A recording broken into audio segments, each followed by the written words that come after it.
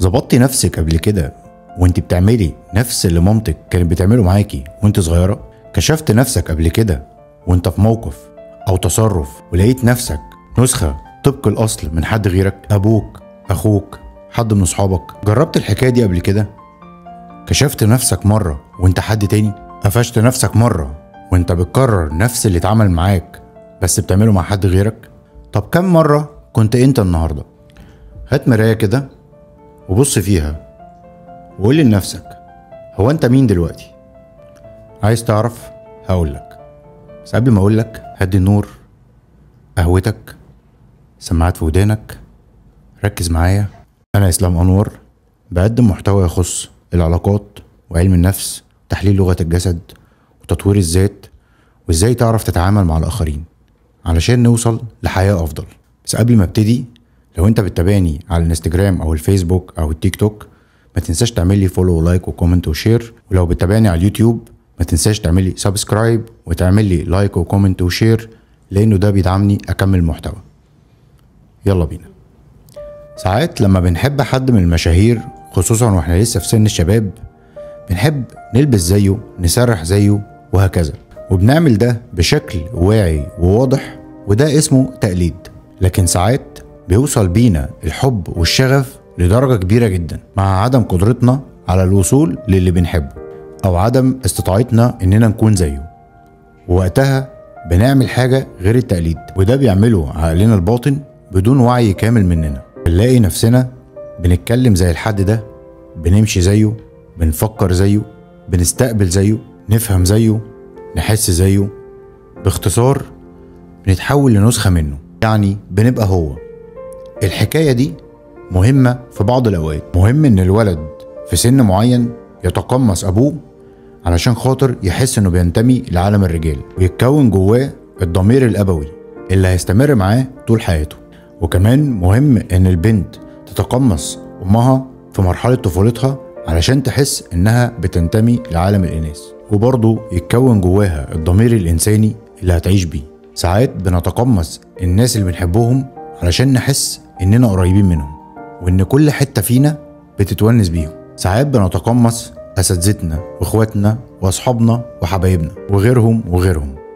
التقمص هنا بيكون شكل من أشكال القرب أو التعلم أو النمو النفسي. بتقمص حد أو أتقرب منه أو أتعلم منه حاجة أو أتونس بيه، وبعدين خلاص. زي الجاكيت كده بالظبط اللي ممكن ألبسه وقت معين وبعدها بشوية أقلعه والبس غيره وهكذا. بس الغريب بقى واللي ممكن دماغك ما تبقاش فاهماه، هو اننا ساعات بنتقمص الناس اللي بنكرههم، الناس اللي اذونا، الناس اللي اعتدوا علينا وشوهونا وسابوا فينا اثار وحشة. ده اسمه تقمص المعتدي او التوحد مع المعتدي. وهنا فصل الخطاب ومحور الكلام ولب الرسالة. تعال اقول لك شوية امثلة. طالب في لجنة امتحان شفهي، الدكتور كان غلس وقاسي وظالم وطلع عين الولد وبهدله وكان هيسقطه، وتلف الايام والسنين والطالب يبقى مكان الدكتور ويمتحن طالب عنده، تلاقيه بدل ما يبقى لطيف ومنصف وعادل معاه، لا ده بيتحول لنسخة طبق الاصل من الدكتور اللي ظلمه. لا ده ساعات بيكون اقسى واظلم منه. طفل اتعرض لتربية صعبة وطريقة قاسية في التعامل من ابوه وامه، يجي لما يخلف ويبقى عنده اولاد يتعامل معاهم في كتير من الاوقات بنفس القسوة اللي اتعرض ليها من ابوه وامه، وكأنه بيتقمص شخصيته. ده بدل ما يعمل العكس. حد اتعرض لعنف وقهر وذل، اول ما تلف الايام وتدور دورتها ويبقى في مكان اللي قهره وظلمه، يتحول لنسخة منه ويمكن كمان يكون اسوأ. احنا ساعات بنتقمص اللي اعتدى علينا علشان ساعات بنحس ان احنا معرفناش ناخد حقنا منه، او عشان ما نحسش بالضعف والعجز قدام نفسنا، او عشان في نفس الوقت اللي كنا فيه بنكرهه كنا في نفس الوقت بنحبه. هات كده تاني المراية وبص لنفسك فيها واسأل نفسك كمان مرة، كام مرة اتعاملت مع حد بنفس طريقة تعامل ابوك؟ في كام موقف لقيتي نفسك بتكرري مع بنتك او صاحبتك نفس اللي والدتك كانت بتعمله معاكي؟ طب امتى اخر مرة تقمصت دور حد غيرك ولعبت دوره؟ امتى اخر مرة كنت مش انت، كنت اللي ظلمك واعتدى عليك؟ في الحقيقة أكبر ظلم ممكن تظلمه لنفسك هو إنك تكون نسخة من اللي ظلمك أو اللي أذاك، وأكبر انتصار عليك من حد ظلمك هو إنه يحولك لنسخة منه.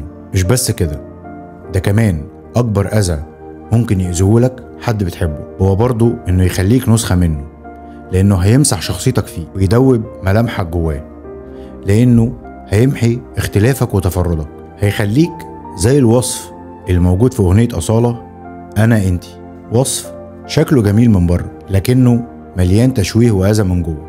وباقي الأغنية بيأكد كده: أنا حبك، أنا صاحبك، أنا عقلك وتفكيره، أنا منك وروح قلبك، وأخوكي لما تحكيله، أنا فرحك، ألم تعبك، أنا في كل اللي بتحسيه حاسس بيكي، ما أنا أنتي، ما أنا أنتي. مفيش تشويه أكتر من إنك تلاقي نفسك بتعيش شخصية حد تاني مهما كان الحد ده. معلش طلب بس صغير كده، ممكن تجيب المراية تاني؟ معلش والله آخر مرة. بص كده للمراية واوعد نفسك إنك مش هتكون أي حد تاني، أي حد، مش هتكون غير نفسك. أنا خلصت، مستني أشوف في تعليقاتكم استفدتوا إيه من الفيديو، ويا ترى بتكونوا في يوم من الأيام حد غير نفسكم، ويا ترى انتوا هتقدروا تنفذوا الوعد ده ولا لأ، لأنه ده هيكون سبب في التغيير. ولو قدرتوا ونجحتوا ما تنسوش تبعتولي عشان أكون مبسوط بالنتيجة اللي أنا قدرت أحققها معاكم. حياة سوية مع إسلام أنور، وما تنساش تدعمني بالفولو واللايك والكومنت والشير، وتعملي سبسكرايب على اليوتيوب، والسلام عليكم.